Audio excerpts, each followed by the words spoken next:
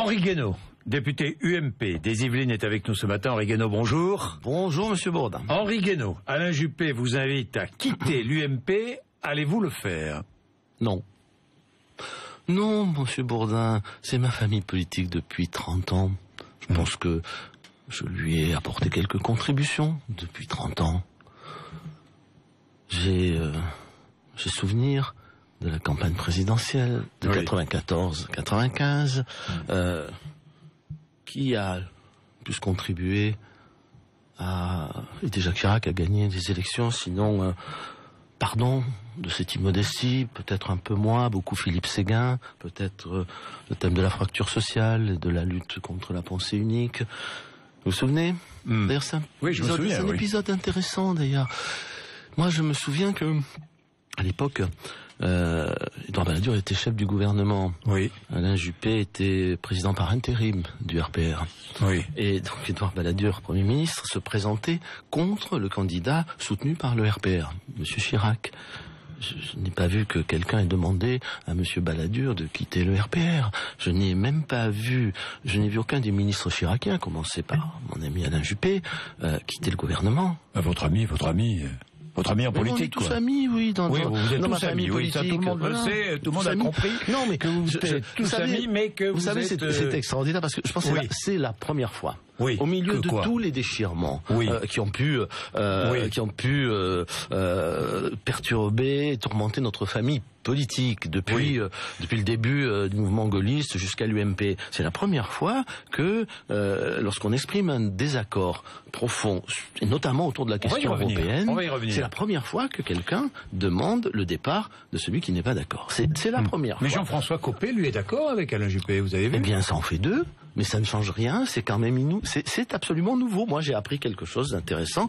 C'est dans ma famille politique, maintenant, il y a des gens qui ne supportent pas le désaccord au point que ils en viennent à demander le départ de celui qui l'exprime. Alors, vous savez, un parti politique, c'est une vieille histoire entre Alain Juppé, moi et d'autres, comme Philippe Séguin, Charles Pasqua, du temps où Alain Juppé était secrétaire général du RPR. C'est un parti, ça n'est pas une caserne. Un parti, ça n'est pas un couvent. Un parti, c'est un lieu de débat, et plus il y a de débat, plus il y a de liberté de ton et d'esprit. C'est quoi? C'est une autorité mal placée? C'est quoi? Non, je pense que c'est la preuve, l'image, l'illustration d'un caractère. Chacun a le caractère qu'il a. Et vous savez, la politique, ça finit par être une épreuve de vérité. Chacun montre sa personnalité. Mais que montre Alain Juppé, en l'occurrence? Écoutez, moi, je considère que ce genre de demande d'exclusion, c'est pas la preuve d'une grande ouverture d'esprit.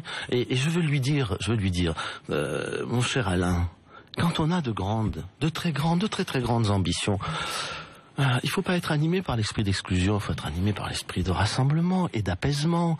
Quand on a de très grandes ambitions, vous voyez bien, je pense qu'il a, et c'est normal d'ailleurs, c'est naturel. Il a l'ambition. Quelle ambition a-t-il, selon vous? Je pense que tout le monde pense à la même chose. Non? À quoi? Mais dites-moi. Moi, je vous pose la question. Je pense que tout homme politique de premier plan qui a fait la carrière qui est la sienne pense à occuper le premier rang dans l'État. Bon, la présidence de la République en 2017. Voilà, bon, alors peut-être ne le fera-t-il pas, mais quand on a cette ambition, même fugitive, encore une fois, on n'est pas animé par l'esprit d'exclusion, on est animé par l'esprit d'ouverture, de respect de ceux qui sont en désaccord avec vous, par l'esprit de tolérance, par l'esprit de compréhension. Voilà, c'est tout ce que je veux dire à Alain Juppé. Mais vous pensez qu'Alain Juppé est capable de s'opposer à Nicolas Sarkozy? Imaginons que Nicolas Sarkozy soit candidat en 2017. Vous pensez qu'il en est capable? Moi, je veux pas rentrer dans ce petit jeu. Bon. Je veux pas rentrer dans ce petit jeu parce que. Mais que vous a dit Nicolas Sarkozy hier matin? Je ne raconte jamais. Mes conversations avec Nicolas Sarkozy. Parce que vous l'avez vu hier matin. C'est un principe. Vous l'avez vu hier matin, Henri Guénaud. Vous avez l'air de le savoir. Mais oui, je le sais. Mais je ne raconte jamais. Parce que c'est vrai. Parce qu'il y avait plusieurs personnes, donc certains ont dû en parler. Mais moi, je raconte jamais mes conversations avec Nicolas Sarkozy. Jamais. Il vous en a parlé? C'est un principe. Est-ce qu'il vous en a parlé sans savoir ce qu'il vous a dit? Nous parlons de tout. Voilà. Nous avons toujours parlé de tout. Nous avons parlé de tout. Il vous en a parlé de tout ensemble. Mais j'y reviens. Il y a autre chose. C'est de la dignité Alain Juppé emploie le mot. Oui, la dignité, c'est un mot. La dignité la plus élémentaire, c'est d'en tirer les conséquences. Pourquoi? Parce que vous ne voulez pas voter pour Alain Lamassoure, le chef de file UMP en région Île-de-France pour les européennes. Monsieur Juppé n'est pas quitté le gouvernement de Monsieur Balladur qui voulait voter pour lui-même et pas pour Monsieur Chirac. Bon, et puis, pardon, mais je crois qu'il faut que quand on se lance dans ce genre d'anathème, d'exclusion, d'excommunication, il faut avoir toujours respecté absolument les règles.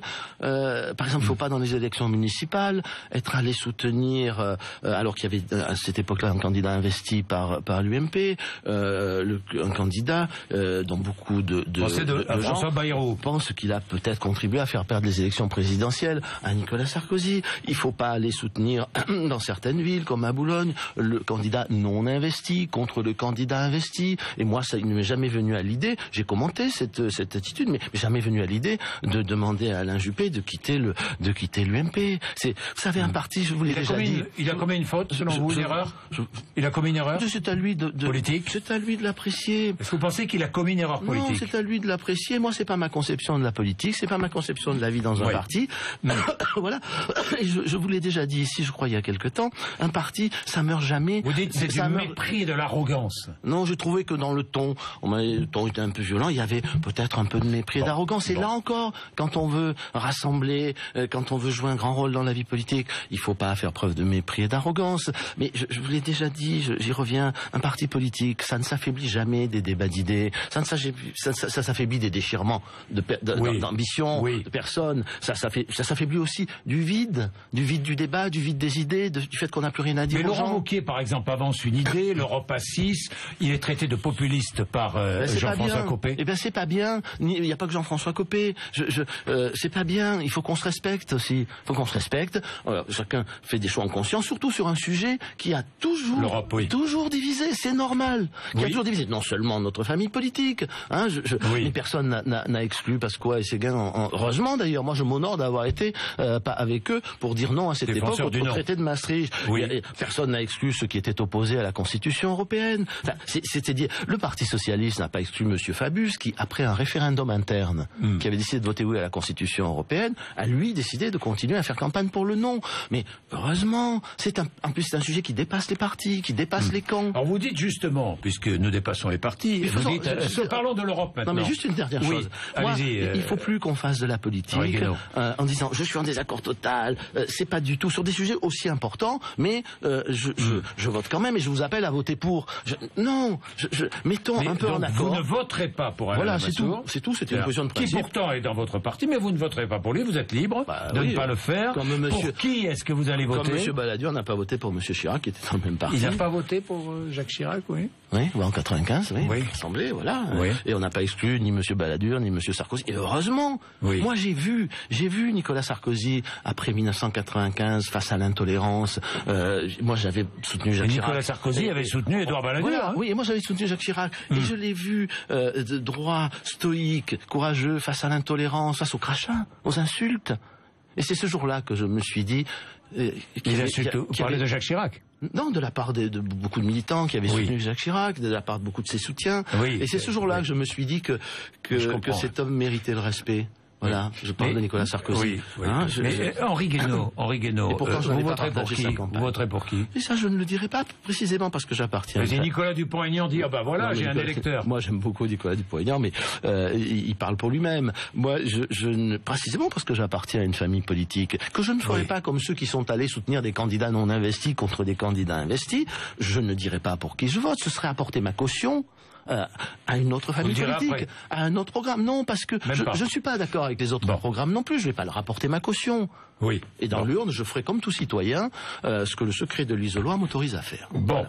Vous dites Alain Lamassoure incarne l'Europe dont plus personne ne veut. C'est-à-dire, qu'est-ce qu'il incarne? Mais il incarne la continuité. Il en est à son 5e mandat, président de la Commission des Finances, et il a dit beaucoup de choses dans sa vie sur l'Europe.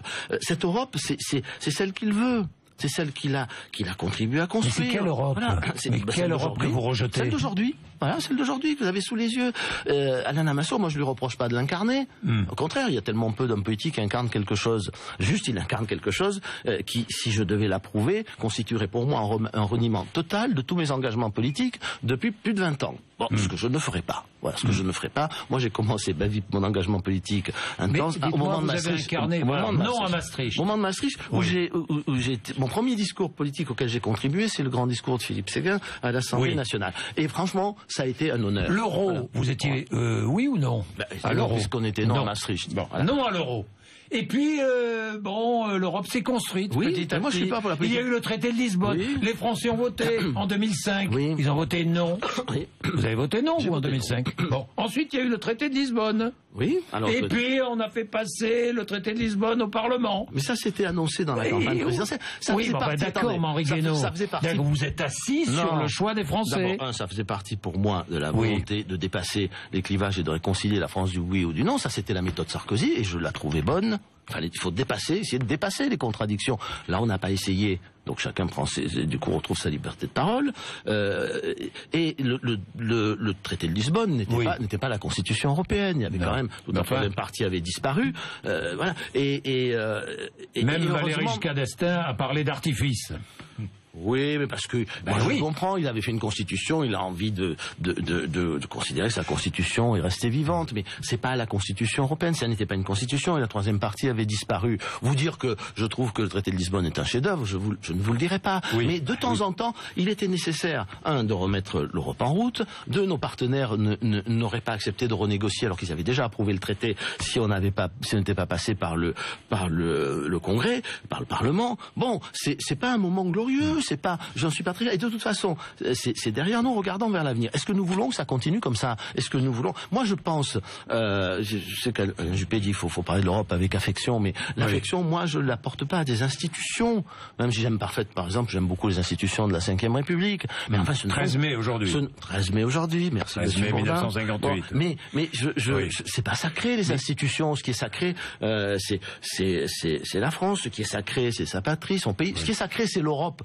Comme culture, comme civilisation, comme idée de l'homme, ça oui. Mais l'Union européenne, ce ne sont que des institutions. Ces institutions, elles sont critiquables. Et moi, je pense plus aux hommes, aux femmes qui, en Europe, sont à la peine, souffrent, sont angoissés par leur fin de mois, par le risque de perdre leur emploi, par les petits patrons, par les qui ont peur de pas arriver à faire leur trésorerie, à faire leurs échéances. Voilà. Est-ce qu'on peut regarder la carte de l'Europe, sa carte politique, la montée partout des extrémismes? Est-ce qu'on peut regarder la situation économique de l'Europe? Est-ce qu'on peut regarder les souffrances aujourd'hui? Est-ce que tout ce qui a été... C'est-à-dire que l'UMP ne répond pas, à travers son programme, ne répond pas à toutes ces souffrances, à toutes ces interrogations. Eh bien, je trouve que... Mais là encore... Oui. Non, mais bien sûr, ça veut dire quoi? C'est pour ça que l'UMP risque d'être devancé par le Front National? Vous savez, un parti, il est toujours affaibli quand il n'arrive pas à parler aux Français. Mais ce genre de divergences, elles sont pas nouvelles. Alain Juppé, François Baroin et d'autres, et moi aussi d'ailleurs, quand le Conseil national de l'UMP, il n'y a pas longtemps, a adopté un programme pour la France avec un certain nombre de mesures. Il a proclamé après le vote du Conseil national qu'il ne se sentait pas engagé par ces mesures et qu'il était opposé à ce programme. Personne ne lui a demandé de partir. Voilà, il y a des mesures qui ont été parce que tout ça n'a pas été débattu par tous les militants, tout ça n'est pas l'équivalent d'un débat au moment de la présidentielle où tout le monde discute, tout le monde parle, où on essaie de trouver une voie pour rassembler. Eh bien voilà, c'est un travail qui nous reste à faire. La reconstruction idéologique, intellectuelle, morale de l'UMP reste à faire, comme d'ailleurs celle du Parti socialiste qui n'a pas commencé. Et voilà, mais c'était le cas aussi du Parti socialiste en 2007-2008, rappelez-vous. Henri Guénaud, est-ce que Nicolas Sarkozy va s'exprimer autour de l'Europe? Je n'en sais rien. Oh!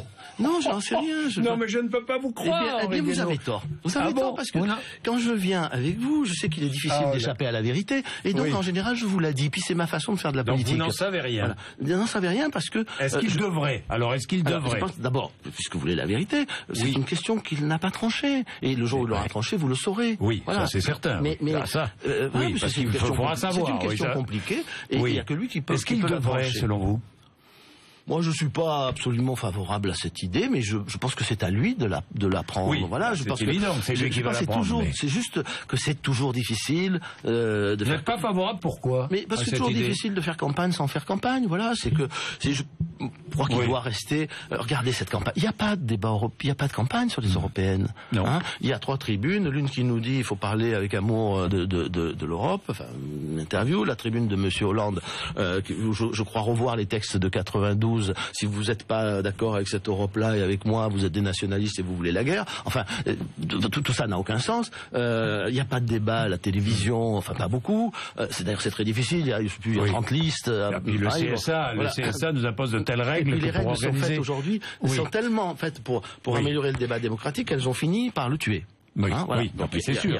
Donc il n'y a pas de débat, personne ne parle d'Europe, on ne parle que de savoir s'il faut sanctionner la gauche ou sanctionner la droite, de savoir s'il faut empêcher le Front National de faire un bon score ou pas, de savoir combien de députés chacun va placer au Parlement européen. Mais c'est pas le seul sujet, c'est un moment pour parler de quelque chose, l'Europe, qui définit, qui détermine, qui conditionne notre façon de gouverner et même notre capacité à gouverner.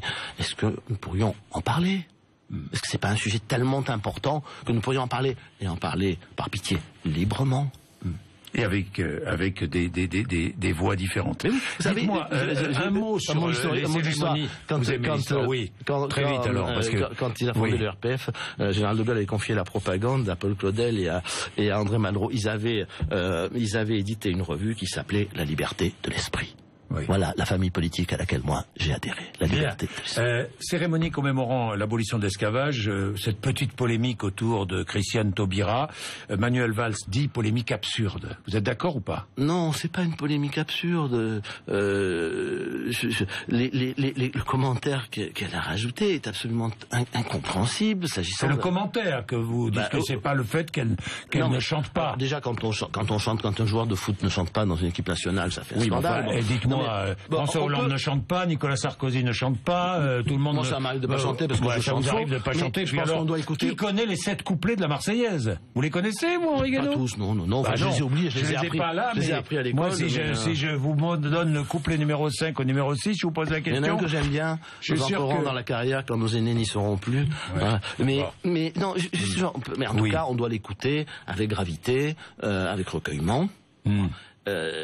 C'est une chose. Mais le commentaire, parler de karaoké d'estrade, alors ça c'est quelque chose que pour un ministre est inacceptable. Mais vous iriez jusqu'à demander sa démission comme le fait Marine Le Pen ou comme...